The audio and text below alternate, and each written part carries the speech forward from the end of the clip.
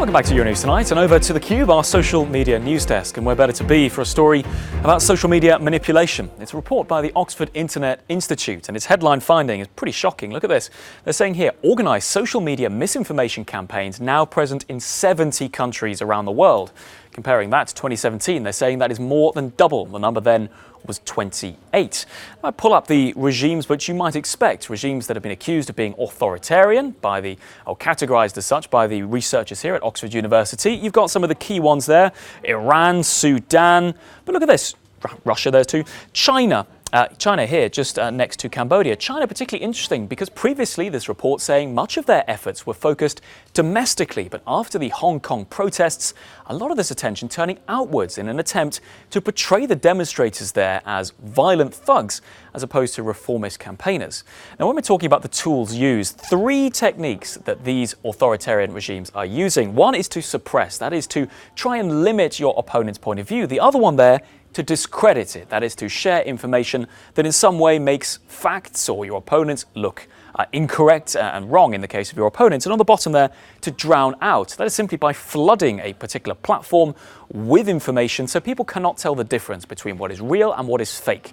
Those are three tools in the armory there, but lots to unpick here because 45 democracies are also listed in the rankings. And for Mark Scott, he's saying that is significant. Talking about these democracies, the report refers to individual political actors or parties accused of leveraging techniques to spread their narrative, to diminish their opponents, and overall to present this misinformation called online propaganda. Let's just bring you an overview of the kind of key tools used. We've seen three of them there, but there's also this concept of cyber troops. Now, you're probably not familiar with that kind of terminology.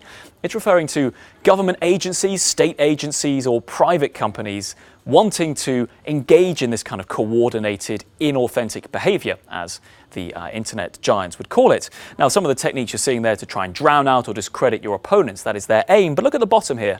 Facebook still, it is the platform of choice. The majority of this information still taking place on Facebook. Now, Facebook's saying they've done a great deal to try and combat misinformation, but still here being listed. Worth saying, Twitter also mentioned as a platform where a lot of disinformation is spread. Facebook here, though, it's not going to be a good look for them there. Just bringing you some of the other thoughts from this. When we're looking at the Russian disinformation campaigns, that I suppose has got the most attention after the 2016 allegations of election meddling. But now, some of the terminology of this report, really interesting, talking about China as a new misinformation superpower. A lot of people speculating as to whether this will now close down if things in Hong Kong could quieten down, or whether we are now seeing China joining the likes of Russia in its desire to control narratives on international social media. So an awful lot to unpick from that report. The top line being, though, that they're saying online propaganda directed at you and me to influence our opinion, more than doubling in the amount in the last 2 years.